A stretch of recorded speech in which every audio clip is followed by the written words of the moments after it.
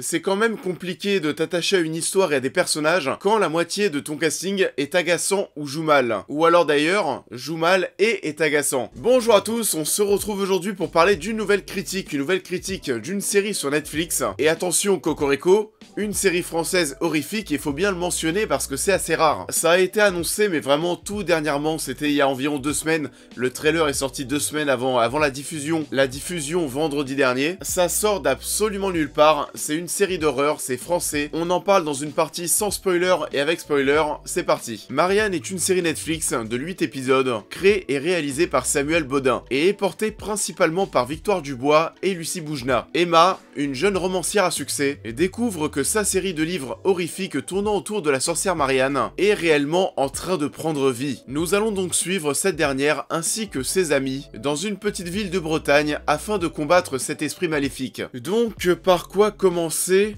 C'est assez inégal. Déjà oui, comme je le disais, première chose originale, il s'agit d'une série horrifique française, ça n'arrive pas tous les jours. En plus de ça, se déroulant en Bretagne, donc voilà, Marianne essaye d'apporter son petit lot de nouveautés. Pour revenir d'ailleurs sur ce côté Bretagne avec le phare, etc., je sais pas si ça vous a fait pareil que moi, je sais pas, vous avez quel âge, mais en tout cas, moi, ça m'a rappelé une année toute particulière, un été sur TF1, un été où était diffusé Dolmen avec Ingrid Chauvin et Bruno Madinier, Xavier Deluc et Yves Régnier. Donc voilà, tout ça pour dire que ça m'a rappelé cette période de ma vie. Je sais pas ce que ça donnerait si je revoyais aujourd'hui cette mini-série. Je sais pas si je serais aussi enthousiaste en revoyant le truc, mais en tout cas, ce qui est sûr, c'est qu'à l'époque, j'avais vraiment kiffé. Donc voilà, vous aussi, vous pourrez me dire en commentaire si vous avez aussi vu Dolmen à l'époque, et si, comme moi, vous aviez aussi vraiment apprécié. Donc voilà, on revient sur Marianne, et quand je vous dis que c'est à peu près inégal, bah c'est un petit peu surtout, que ce soit sur le côté visuel, sur l'écriture des personnages,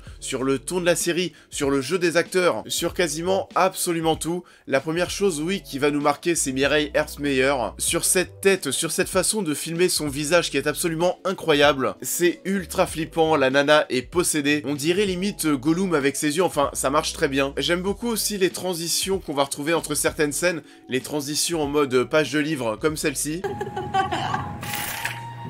En fait, oui, le concept, on va suivre Emma qui est une jeune romancière, qui a écrit une série de livres, et ce qu'elle a écrit est en train de se dérouler dans la vraie vie. Du coup, ce qu'on va vivre vient de la plume et de l'imagination d'Emma. C'est pas non plus un concept nouveau, grosso modo, on a déjà eu ça cette année avec Mon Inconnu. Donc oui, on va se retrouver dans une histoire qui est coupée comme un livre, c'est coupé par chapitre, mais attention, on n'est pas sur du épisode 1, chapitre 1, épisode 2, chapitre 2, c'est pas du tout comme ça, il peut y avoir plusieurs chapitres par épisode, et chaque chapitre, comme un livre, va nous proposer des choses différentes, que ce soit en termes de ton, ou alors tout simplement sur le personnage sur lequel on va se focaliser. On va donc nous plonger dans un livre, et ça c'est plutôt cool, mais ils ont eu le souci du détail. Par rapport au sens dans lequel vont se tourner les pages, je parle de l'animation que je viens de vous montrer, c'est-à-dire que les pages ne vont pas aller dans le même sens si l'on va dans le futur ou si l'on va rejoindre un flashback, et donc aller dans le passé. En gros oui, c'est comme si vous étiez en train de faire ça, là vous allez dans un sens, et là vous allez dans l'autre. Et là ça va être pareil, lorsque l'on va aller dans le passé, les pages vont aller vers la droite,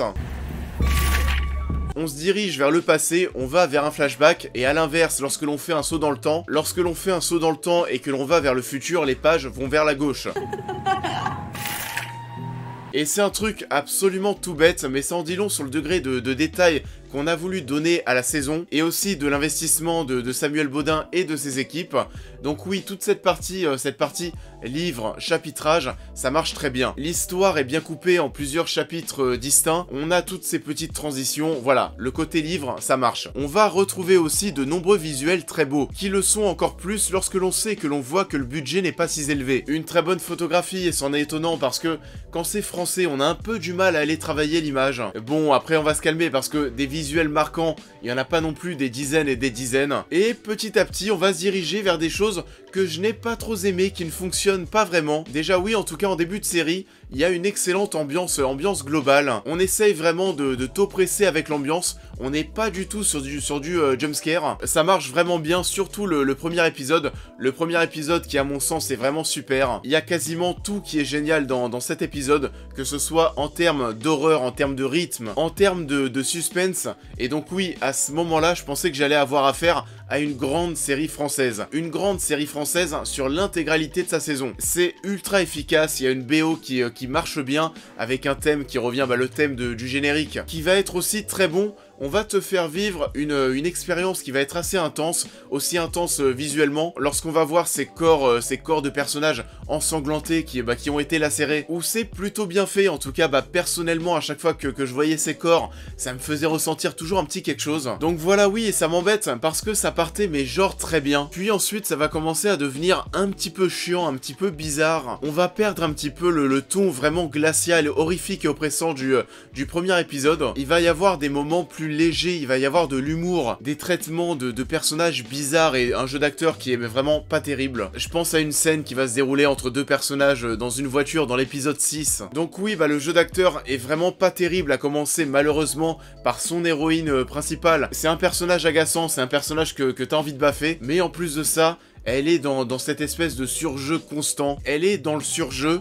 On a cette impression qu'elle se double constamment. Et donc oui, tout à l'heure quand je vous disais que quasiment tout dans le premier épisode était cool, son jeu d'actrice faisait partie des points noirs. Et donc ouais, malheureusement, tu t'attaches jamais à ce personnage. Il y a un épisode, je crois que c'est l'épisode 5. L'épisode 5 qui va être centré sur son passé, mais vu que tu t'attaches pas à ce personnage, vu que tu t'en fous un petit peu, tu t'en fous même totalement, et voilà, c'est pas intéressant. Elle est totalement antipathique, et donc oui, la suivre, c'est pas la chose que t'as le plus envie de faire dans cette série. Toute sa bande de potes, là, ça a l'air d'être des gens, mais oui, plutôt sympathiques. Mais c'est pareil, t'y crois pas vraiment, la grande majorité du temps, ça joue pas très bien. Lucie Boujna, par contre, fait le taf. Après Edmond, qu'on a eu au début de l'année, c'est vrai que Lucie Boujna, c'est un de mes coups de cœur de 2019. Elle fait partie des actrices françaises qui se sont révélées à mes yeux cette année, aussi avec Joséphine Japy dans Mon Inconnu, justement. Donc voilà, Lucie Boujna, c'est pas mal. À la limite, le reproche que je pourrais avoir sur son personnage, et c'est pas un reproche au niveau du jeu d'actrice,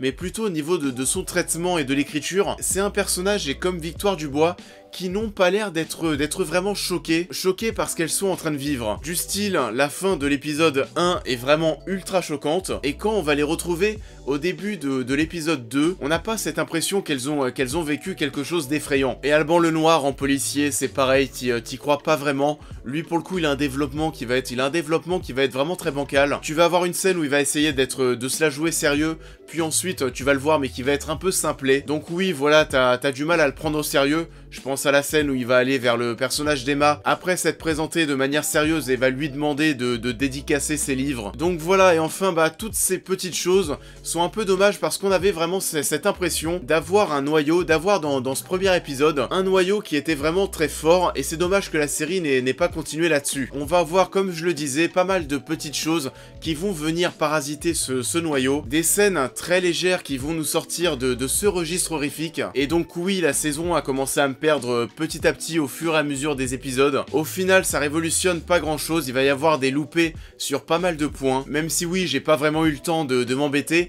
Il y a 8 épisodes dont la moitié qui font 36-38 minutes. Donc voilà, autant vous dire que des épisodes de moins de 40 minutes, ça se bouffe très facilement. Mais voilà, c'est pas un plantage total, mais après le visionnage du premier épisode, je suis un petit peu déçu. Marianne n'est pas un échec total. C'est une série qui a beaucoup de gueule, surtout au niveau de son premier épisode, qui doit servir de tremplin pour l'avenir des séries horrifiques françaises. On regrettera malheureusement la direction que prend les histoires d'Emma au fil des épisodes, se transformant petit à petit en teen drama avec des acteurs bien plus qu'inégaux. Donc voilà, ça en est tout pour cette partie sans spoiler. Si vous quittez la vidéo, je vous invite à la liker, à la partager, à me suivre sur tous les réseaux sociaux, à vous abonner, à m'aider sur Tipeee et sur Utip. On va donc se lancer dans une petite partie spoiler, et comme d'habitude à ce moment-là, je bois de l'eau. Donc, partie spoiler, de quoi on va pouvoir parler? Alors déjà oui, pour commencer, c'est vrai que j'ai pas mal de mal avec ce concept de suivre une personne qui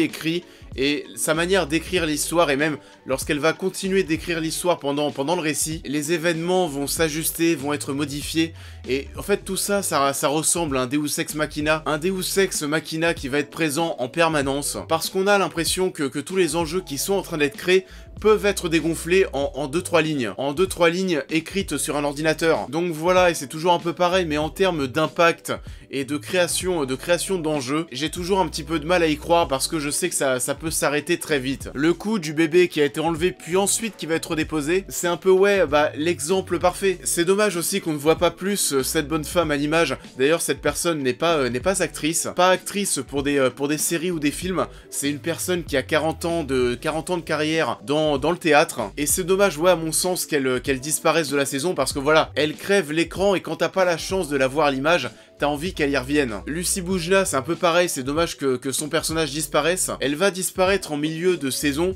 Je suis aussi un petit peu déçu que son personnage soit assez lisse. Et le final de la saison avec Emma qui tombe enceinte... c'est un peu tiré par les cheveux. En fait, voilà, t'as affaire à une belle facilité pour lancer la saison 2. Je suis désolé, mais à ce moment-là, t'es en plein adultère. Donc, quand t'es dans ces moments-là, tu fais attention à ne pas coucher sans moyen de contraception. On va t'imbriquer cette scène dans le scénario qui sort de nulle part. On va faire baiser ces deux personnages sans moyen de contraception, ce qui est vraiment totalement con. Et donc oui, de manière très facile, comme par hasard, Emma va tomber enceinte et ça doit te lancer la prochaine saison. Donc oui, il y a pas mal de défauts dans Marianne, aussi en termes d'écriture. C'est pas une saison détestable, c'est une saison qui a plein de défauts. Mais en tout cas, voilà, elle va être aussi assez appréciable. Assez appréciable parce que c'est français. C'est français, tu sens que ça a été fait avec un budget assez limité. Mais en tout cas, ce qui est sûr, et ça c'est plutôt appréciable, tu sens que ça a été fait avec le cœur. Donc voilà, oui, et pour ces petits visuels parfois, bravo quand même. Ça en est tout pour cette critique, j'espère qu'elle vous aura plu. Comme je vous le disais, n'oubliez pas de liker et de partager la vidéo. N'oubliez pas de me dire en commentaire ce que vous avez pensé de Marianne. N'oubliez pas de me suivre sur tous les réseaux sociaux, de vous abonner, d'aider la chaîne à se développer sur Tipeee et Utip. Et on devrait se retrouver la prochaine fois pour Ad Astra. Ad Astra que j'ai déjà vu il y a 2 semaines. Et j'ai toujours pas tourné la vidéo. Donc voilà, il va falloir que je fasse ça rapidement. On est dimanche matin, là je vais retourner comme vous le savez sur mes travaux. Ça en est donc tout pour cette vidéo et je vous dis à très vite.